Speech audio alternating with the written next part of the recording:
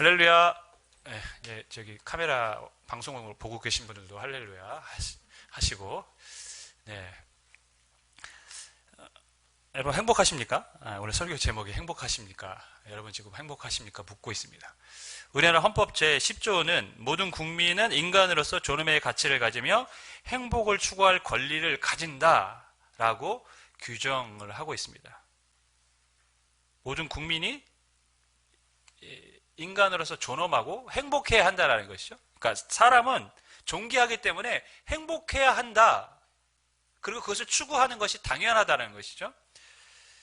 모든 사람이 행복을 원합니다. 어떤 환경에서 자라났던지 간에, 뭐 부유하던지 간에, 그렇지 못한 환경에서 자랐던지 간에, 공부를 얼마나 했느냐, 적게 했느냐, 많이 했느냐 상관없이, 뭐 돈이 얼마나 지금 있느냐 없느냐 상관없이 사람들은 다 행복을 원합니다. 공부를 하고 직장을 다니고 결혼을 하고 우리가 일상생활을 하는 것도 어떤 면에서 보면 다 행복하기 위해서 하는 것들입니다. 저는 제가 목회하는 목표 중에 하나가 행복한 목회입니다. 저는 우리 성도님들이 행복했으면 좋겠어요. 신앙생활 하면서 행복한 신앙생활을 하기를 간절히 저는 바라고, 그러한 교회가 되기를 기대하고 그렇게 만들어가고 싶은 것이 제 목회의 하나의 목표, 사명이라고 생각합니다. 여러분, 행복이 뭘까요? 행복은 이 사전적 의미를 보니까 생활에서 기쁨과 만족을 느껴 흐뭇한 상태입니다. 그러니까 행복은 마음의 상태를 얘기한다고 기록합니다. 만족하고 기뻐하는 마음의 상태. 그러다 보니까 행복을 느끼는 게 사람마다 다 다릅니다. 마음의 상태니까요. 어떤 사람은 물질이 없어서 막 힘들어 합니다. 그러다가 물질이 생기면 어떨까요? 행복감을 느끼죠. 아, 물질이 생겨서 행복하다. 또 반면에 돈은 많은데 정말 건강이 안 좋아서 아무것도 할 수 없는 사람은 무엇을 행복하다고 느낄까요? 내가 건강해져서 일상생활을 잘할 수 있다면 그 사람은 행복하다고 느낍니다. 돈의 문제가 아닙니다. 돈은 물질, 그러니까 사람마다 행복의 기준이 다른 것이죠. 1억 있는 사람이 행복할까요? 1억 있는 사람은 요즘 돈의 가치가 별로 없었어요. 저희 때는 1억이면 굉장히 큰 돈이었는데 지금은 별로 큰 돈이 아니라 5억 정도 있으면 행복해질 거라고 생각할 것 같아요. 근데 5억이 생기면 잠시 행복하겠죠. 그러면 그 행복이 계속 평생 갈까요? 아닐 겁니다. 5억 있는 사람은 10억이 되면 얼마나 좋을까? 그럼 내가 행복할 텐데. 10억이 되면 행복할까요? 잠시 행복하겠죠. 그러다가 또 다른 걸 요구하겠죠. 나도 한 50억 정도 있으면 행복하지 않을까? 행복이 기준이 다르고 상황에 따라 달라집니다. 그러다 보니까 행복이 이거다라고 정의하기가 쉽지가 않아요. 그래서 한번 고민해 봤어요. 그럼 성경은 행복을 뭐라고 할까? 그리고 성경이 말하는 행복을 얻기 위해서는 우리가 무엇을 해야 하는 것일까? 오늘 본문을 보니까 이 본문에서 그 해답을 주고 있습니다. 12절, 13절을 보면 이렇게 기록합니다. 이스라엘아, 내 하나님 여호와께서 내게 요구하시는 것이 무엇이냐? 곧 내 하나님 여호와를 경외하여 그의 모든 도를 행하고 그를 사랑하며 마음을 다하고 뜻을 다하여 내 하나님 여호와를 섬기고 내가 오늘 내 행복을 위하여 내게 명하는 여호와의 명령과 규례를 지킬 것이 아니냐. 이렇게 기록합니다. 이 말씀 모세가 십계명을 두 번째로 받은 다음에 시내산에서 내려와서 이스라엘 백성들에게 전한 말씀입니다. 여기서 우리가 눈여겨봐야 될 말씀 있죠? 내 행복을 위하여, 너의 행복을 위하여 이렇게 하라. 모세는 말씀하고 있습니다. 여러분, 첫 번째 십계명을 받은 상황을 우리가 돌아봐야 모세가 왜 이 말을 했는지를 우리가 알 수 있습니다. 첫 번째 십계명, 모세가 시내산에 올라가 있는 동안 무슨 일이 땅에서 벌어졌습니까? 산 밑에서는 사람들이 모세가 안 내려오니까 모세가 죽었다고 생각을 했습니다.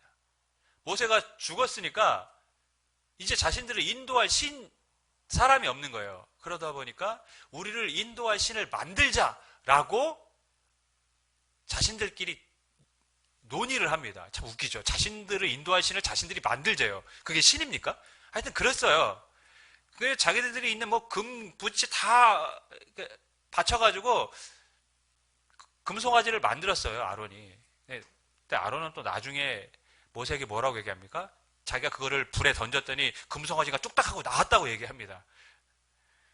웃긴 사람들이죠. 하여튼 밑에서는 그 금송아지 만들어 놓고 이것이 우리를 인도할 신이라고 막 난리 부르스를 쳤습니다. 한마디로. 하나님이 그 모습을 보셨어요. 그래서 모세에게 네가 가서 저 백성들 하는 꼬라지를 좀 보고 오라고 이렇게 말씀하셨습니다. 그래서 모세가 십계명 받은 돌판 들고 가다가 백성들이 하는 그 모습을 보니까 화가 막 치밀어 오르는 거죠. 어떻게 했습니까? 돌판을 집어 던져버렸죠. 그 돌판이 어떻게 됐습니까? 깨졌어요. 그 이후에 어떤 일이 있었습니까? 우상 숭배했던 사람들 중에 3,000명이 죽임을 당했습니다. 그 일 이후에 모세가 두 번째로 십계명을 갖고 내려와서 지금 하는 말씀입니다. 하나님 여호와를 경외하고 사랑하며 마음과 뜻을 다해 여호와를 섬겨야 된다는 것이죠. 내 행복을 위하여, 그리고 하나님이 하신 말씀을 지키라는 겁니다. 이 말씀을 통해서 성경이 말하는 성경적 의미를 우리가 발견할 수 있습니다. 하나님을 떠나서는 행복이 없다라는 것입니다. 성경에서 말하는 행복은 하나님 안에 사는 것이라고 지금 모세는 말하고 있는 것입니다. 여러분, 모세가 시내산에 있고 이스라엘 백성들이 산 밑에 있을 때 그들이 행한 일 뭡니까? 우상을 만들었습니다. 그것을 우리의 신이라고 했습니다. 하지만 그 후에 그들이 경험한 것은 무엇입니까? 엄청난 비극, 불행이었습니다. 하나님을 떠난 우리들에게는 결코 행복할 수 없다라는 것을 그들은 뼈저리게 경험을 했습니다. 하나님을 떠나서 행복이 없어요. 비극이라는 걸 그들은 지금 알고 있습니다. 그래서 모세는 이스라엘 백성들에게 하나님을 섬겨야 한다. 하나님 안에 살아야 한다. 무엇을 위해서요? 너희 행복을 위해서. 하나님 안에 살아가는 것이 행복이라는 것이죠. 세상 많은 사람들이 이러면 행복하다, 저러면 행복하다, 자신들만의 이제 기준을 얘기합니다. 돈이 많아야, 권력이 있어야, 또 다른, 건강해야, 물론 그런 것들이 행복의 조건이 될 수 있습니다. 하지만 성경이 말하는 근본적인 행복은 뭐냐? 하나님 안에 사는 겁니다. 여러분, 아담과 하와가 최초에 살았던 곳이 어디죠? 에덴 동산입니다. 에덴 동산을 우리는 낙원이라고 부릅니다. 근데 어떤 목사님이 이렇게 물었습니다. 여러분, 왜 에덴이 낙원인 줄 아십니까? 에덴이 왜 낙원입니까? 그 목사님 이렇게 대답했습니다. 시어머니가 없어서 낙원이라고 했습니다. 에덴 동산에 시어머니가 안 계셨다고. 에덴. 여러분, 에덴 동산이 왜 낙원이죠? 하나님과 함께 있던 곳이었기 때문에 그곳이 낙원이었습니다. 행복한 곳이었습니다. 에덴 동산에서 왜 쫓겨났습니까? 죄 때문에 쫓겨났죠. 그 이후에 인간의 삶이 어떻게 됐습니까? 비참해졌습니다. 하나님을 떠난, 하나님과 함께하지 않는 인간의 삶은 비참한 것입니다. 불행한 것입니다. 사람은 처음부터 지음받을 때부터 하나님 안에 살아가도록 지음받았고, 그렇기 때문에 하나님 안에 살아갈 때 행복을 느낍니다. 보통 사람들은 또 행복을 느낄 때가 있는데 자신의 위치에서 그 역할을 잘 했을 때 행복을 느낍니다. 예를 들면 이런 것이죠. 부모로서 자녀가 원하는 것이 있었는데 그 자녀가 원하는 것을 힘들지만 노력해서 해주면 그것을 보면서 기뻐하는 아이들을 보면 행복함을 느낀다. 아, 그래서 내가 잘했다. 내가 아이들을 위해서 수고했던 게 헛되지 않고, 이런 마음이 드는 거죠. 행복감을 느낍니다. 또 봉사하는 사람은 열심히 봉사하는데 그 봉사를 받는 사람이, 어려움을 겪고 있는 사람이 자기 때문에 기뻐하고 즐거워하면 그 웃음 속에서 행복을 느껴요. 아, 그래, 내 봉사가 헛되지 않구나. 내가 잘하고 있구나. 목사님들은 성도님들이 믿음이 잘하고 하나님 앞에서 살아가는 모습을 보면 행복을 느낍니다. 무엇입니까? 자신이 존재하는 이유, 목적대로 살고 있을 때 행복을 느낀다는 겁니다. 하나님 안에 살도록 지음을 받았어요. 처음부터. 그렇기 때문에 인간은 하나님 안에서 살아가는 것이 행복한 것입니다. 그것이 하나님 우리를 주신 목적이기 때문에. 제가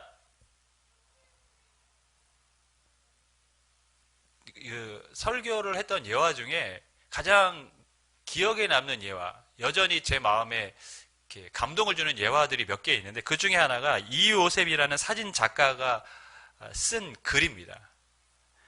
하늘의 풍경이라는 사진을 찍는 작가인데, 하늘의 풍경하면 진짜 하늘을 찍는 게 아니라 믿는 사람들의 모습을 찍으면서 그 안에 하늘의 풍경, 하나님 나라의 풍경이 있다라는 것이죠. 근데 그분이 쓴 글에 이런 게 있습니다. 살을 애는 듯한 추운 겨울날 한 할머니가 꽁꽁 얼어붙은 손으로 파지를 줍고 있었습니다. 추운 겨울에 파지를 줍고 있는 모습이 너무나 안쓰러워 따뜻한 캔음료를 뽑아서 할머니에게 다가갔습니다. 그리고 할머니에게 음료수를 전해주며 이렇게 물었습니다. 할머니, 누구와 함께 사세요? 그러자 할머니 입에서 뜻밖의 대답이 흘러나왔습니다. 나 하나님과 함께 살아요. 그러면서 환하게 웃으셨습니다. 이 사진 작가는 그 할머니의 웃고 있는 모습을 찍었어요. 그러면서 그 웃음에 하늘의 풍경, 하나님 나라의 풍경이 있다고 했습니다. 이 할머니는 세상의 눈으로 봤을 때는 참 힘든 고된 인생을 살고 있습니다. 그러나 이 할머니는 하나님 안에 살아가고 있기 때문에 자신의 행복함을 느끼고 있고 그것을 자신의 웃음으로 표현했습니다. 나 하나님과 함께 살아요. 추운 겨울날 손을 애는 듯한 추운 겨울 파지를 주우면서도 그 안에는 행복이 있었습니다. 왜냐하면 하나님이 그분과 함께 계셨기 때문입니다. 여러분 행복하십니까?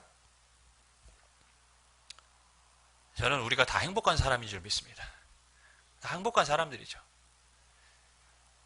우리는 하나님 안에 살고 있기 때문에 세상에 어떤 일들이 닥쳐도 때로는 그것 때문에 우리가 뭐 괴로울 수도 있고 힘들 수도 있지만 근본적으로는 우리는 행복한 사람들이에요.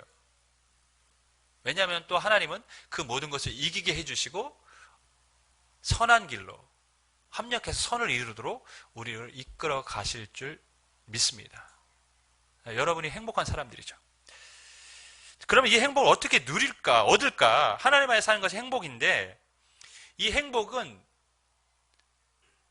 또한 우리가 그 행복을 누리도록 또 유지하기 위해서는 노력이 필요하다고 모세는 말씀하고 있습니다. 13절을 보면 내가 오늘 내 행복을 위하여 내게 명하는 여호와의 명령과 규례를 지킬 것이 아니냐. 너의 행복을 위하여 하나님 안에 살아가는 것이 행복인데 그 행복을 위하여 하나님의 말씀을 계속 지켜야 한다는 것입니다. 말씀을 떠나서는 안 된다는 것이죠. 행복하기를 원하냐? 그러면 하나님의 말씀을 지키면서 살아라. 여러분 행복하기를 원하십니까? 성경은 하나님의 말씀을 지키라고 우리에게 말씀하고 있습니다. 오징어 게임이 지금도 인기가 있고 우리나라 또 다른 드라마가 그 오징어 게임을 넘어선 인기를 얻고 있다고 하는데 그 오징어 게임 내용이 그거 아닙니까? 빛에 쫓기는 수백 명의 사람들이 서바이벌 게임에 뛰어들었습니다. 456억 엄청난 금액이죠. 그 거액의 상금으로 새로운 삶을 살기로 원했기 때문에 다들 게임에 뛰어들었습니다. 하지만 탈락하면 어떻게 됩니까? 돌이킬 수 없는 치명적인 결과를 각오해야 됩니다. 죽을 수 있습니다. 그래서 게임을 계속할 것인지 중단할 것인지 사람들이 모여서 회의를 합니다. 하지만 그들은 게임을 계속하기로 결정합니다. 왜냐하면 현실의 삶이 너무 힘들기 때문에 거기서 살아가나 여기서 죽으나 차라리 게임을 해서 돈을 얻으면 새로운 삶을 살 수 있기 때문에 밖에 나가도 어차피 힘든 삶이니까 게임을 계속하기로 결정을 합니다. 그리고 그 상금을 얻으면 이제 새로운 삶, 행복한 삶을 살 수 있겠다고 그들은 믿고 있습니다. 죽을 수도 있었는데 사람들은 게임을 지속을 했습니다. 돈이 있으면 행복하다고 믿었기 때문입니다. 이 드라마가 저는 왜 인기가 있을까 했는데 세상을 살아가는 사람들의 마음이 잘 그 출연진들에게 투영이 된 것 같아요. 보여진 것 같아요. 여러분, 이 땅에 살아가는 대부분의 사람들이 살면서 행복하다고 느낄까요? 저는 그렇지 않다고 봅니다. 다 힘들다고 생각하는 세상을 살고 있어요. 이래서 힘들고 저래서 힘들고 돈이 없어서 힘들고 건강하지 못해서 힘들고 이런 말, 애새끼들 때문에 힘들고 예, 다 힘들어요. 다 힘듭니다. 이것저것 다 힘든 세상이라고 말들 합니다. 직장 생활도 힘들고 돈 버는 것도 힘들고 치사하고 안 입고 더러울 때도 있고 그럼에도 불구하고 사람들은 또 주어진 환경에서 열심히 살아갑니다. 왜? 좀 더 행복해지고 싶어서. 이 상황을 벗어나서 또 다른 삶을 살고 싶어서. 열심히 공부도 하고 일도 하고 만일에 대비해서 보험을 들기도 하고 노후를 대비해서 연금을 들기도 하고 왜 다 이러고 있습니까? 조금 더 행복해지고 싶어서. 다 행복해지고 싶은 노력들 아닙니까?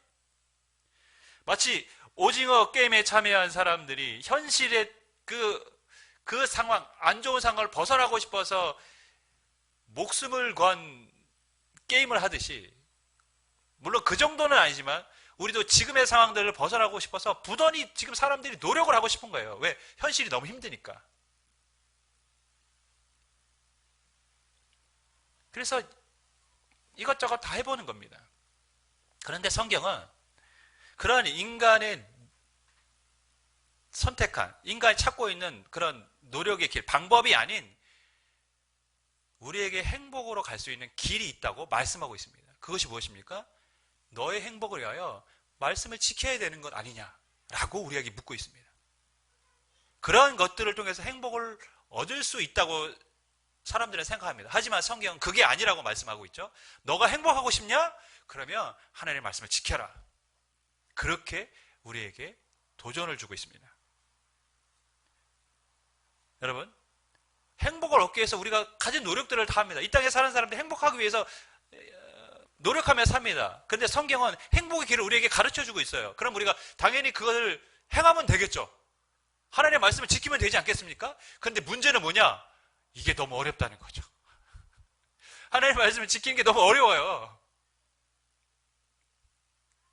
왜 어려울까? 제가 한번 생각해 봤어요. 분명히 성경은 수도 없이 많이 복을 받기를 원하냐? 행복하기를 원하냐? 형통하기를 원하냐? 하나님의 말씀을 지키라고 기록을 하고 있습니다. 이게 한 번 기록된 게 아닙니다. 굉장히 많이 기록이 됐어요. 그런데도 실은 하나님의 말씀 따라 사는 게 쉽지 않아요. 그러니까 하나님이 주시는 형통한 삶, 하나님께서 주시는 복을 누리는 사람이 많지 않다는 것이죠. 왜냐하면 인간의 본성이 하나님의 말씀보다는 죄에 더 가깝거든요. 하나님의 말씀을 따르기보다는 죄의 길로 가는 게 인간이 더 가까워요. 인간의 마음이 그걸로 더 이끌립니다. 여러분, 동산 중앙에 있는 나무를 먹지 말라고 하나님이 아담에게 명하셨습니다. 하나님이 아담에게 명하신 건 딱 그거 하나예요. 다른 건 다 할 수 있는데 동산 중앙에 있는 선악을 알게 하는 그 나무만은 먹지 마라. 나무의 열매만은 먹지 마라. 나무를 먹으면 안 되니까요. 나무의 열매만은 먹지 마라고 했습니다. 그런데 아담이 그 하나를 지키지 않았어요. 로마서 3장에서 보면 선을 행하는 자는 없다고 했습니다. 그리고 그 사람들의 발은 피를 흘리는데 빠르다고 했습니다. 무슨 말입니까? 사람의 마음이 하나님의 말씀을 지키는 것보다는 죄에 빠르다는 것이죠. 죄에 더 쏠려 있다는 것입니다. 바울 자신도 로마서 7장 19절에서 내가 선하는 바 선은 행하지 아니하고 도리어 원하지 아니하는 바 악을 행하는도다라고 했습니다. 그러니까 하나님 앞에 부름을 받은 이방인의 사도로 세움받아서 위대한 일을 감당했던 바울조차도 내 마음에서 선을 원하지만 오히려 악을 행하고 있다라고 말을 했습니다. 아담의 범죄 이후 사람의 본성은 하나님의 말씀보다는 죄를 더 원합니다. 죄를 더 따르려고 합니다. 큰일이 났습니다, 여러분. 하나님의 말씀을 따라가야 행복한데 인간의 본성이 하나님의 말씀을 따르지 않는다고 합니다. 그럼 어떻게 해야 됩니까? 실은 본문 말씀이 해답이 있는 것이죠. 13절을 다시 한번 보겠습니다.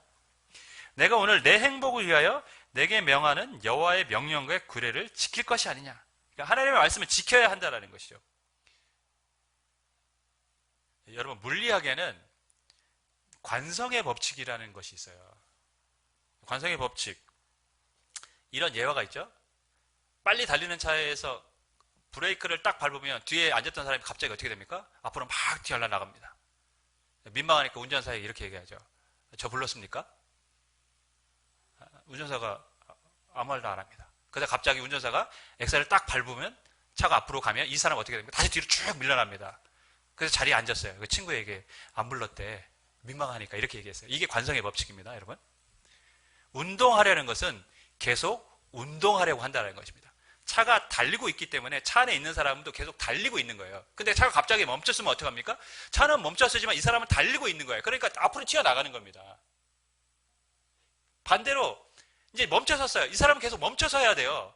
근데 나는 멈춰섰는데 차는 달려가는 거예요. 그러니까 나는 멈춰지고 차만 가는 거예요. 그래서 차 사람 뒤로 밀려가는 겁니다. 이게 관성의 법칙인데 제가 이 관성의 법칙을 왜 하세요? 여러분에게 물리학을 설명하려는 것이 아니라 죄도 관성의 법칙이 있다는 것입니다. 죄도요, 한번 짓기 시작하면 이 관성의 법칙이 생겨서 끊임없이 죄로 달려가는 것이 인간의 본성이라는 것입니다. 근데 이 물리학에는요, 이 관성의 법칙에 조건이 하나 있어요. 외부에서 힘이 작용하지 않으면이라는 조건입니다. 무슨 말이냐면 차가 달려가고 있는데 가만히 있으면 튀어나갑니다. 그런데 친구가 옆에서 딱 붙잡고 있으면 이 사람 튀어나갑니까? 안 튀어나갑니다. 죄도 마찬가지입니다. 죄의 관성의 법칙이 자꾸 우리를 죄로 끌고 갑니다. 죄의 방향으로 가속을 시키려고 합니다. 그런데 외부의 힘이 작용하면 우리가 그 관성의 법칙을 멈출 수가 있어요. 그 외부의 힘이 뭡니까? 말씀의 힘입니다. 말씀의 힘. 여러분, 사람이요, 한번 말씀을 읽었다고 그 말씀을 듣고 순종합니까? 그런 사람은 세상에 하나도 없습니다. 오늘 한번 말씀을 읽었습니다. 그 하나님의 말씀을 읽었는데 내 마음에 감동이 됐어요. 그렇다고 그 사람이 계속 그 말씀을 붙잡고 삽니까? 그렇게 안 합니다, 여러분. 인간이 그런 존재가 아니에요. 말씀을 읽고 묵상하고 그러면서 그 말씀이 내 안에서 자라나기 시작합니다. 그리고 그 말씀이 나의 본성을 바꾸기 시작을 합니다.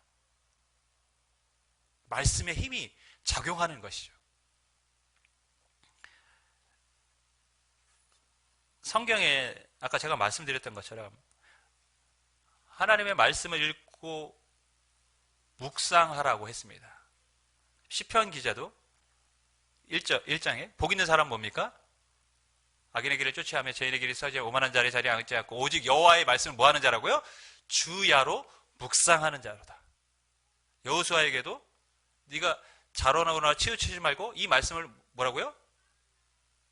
묵상하라. 말씀을 따르라는 겁니다. 그러니까 단 한 번 읽고 그렇게 행하라는 것이 아니라 매일의 삶에 너희가 말씀을 읽고 묵상하면 그 말씀의 힘이 우리에게 작용할 것이고 우리 죄악된 본성을 이기게 한다라는 것이죠. 우리나라가 아랍에미리트 사막에서 쌀을 수확하는 기적을 만들어냈습니다. 사막은 죽음의 땅입니다. 모든 식물이 자라날 수 없는 것이 사막입니다. 그런데 우리나라가 그 사막에서 벼농사에 성공을 했습니다. 놀라운 일이죠. 올 4월인가 그래서 추수를 한 것으로 제가 알고 있습니다. 어떤 첨단 과학기술을 사용했는지 모르겠지만 일단은 사막은 물을 댄다고 물이 고여있는 것이 아니고 물이 계속 빠지지 않습니까? 물을 빠지지 않게 만들었을 것이고 계속해서 끊임없이 물을 대줬을 것입니다. 그러면서 그 땅이 어떻게 됩니까? 바뀌는 것이죠. 죽음의 땅이 생명의 땅이 됐습니다. 농사짓기에 불가능한 땅이 옥토가 되었습니다. 성경은 믿음의 씨앗이라는 제가 글을 봤습니다. 한번 말씀을 읽었다고 우리가 그 말씀대로 살지 못합니다. 말씀을 읽으면 믿음의 씨앗이 심겨집니다. 그리고 말씀을 계속 읽을 때마다 그 씨앗이 영양분을 받아서 자라납니다. 그러면 우리의 본성은 원래 죄악을 따라가려는 사막과 같은 죽음의 모습이었지만 그것이 우리를 변화시키기 시작합니다. 생명의 땅으로, 옥토로 우리를 바꿔놓습니다. 그것이 말씀의 능력입니다. 사랑하는 여러분, 하나님의 말씀으로 죄를 이길 수 있습니다. 그때 우리는 하나님이 주시는 행복이 무엇인지를 경험하게 될 것입니다. 행복하십니까? 저는 정말 여러분이 행복했으면 좋겠습니다. 네.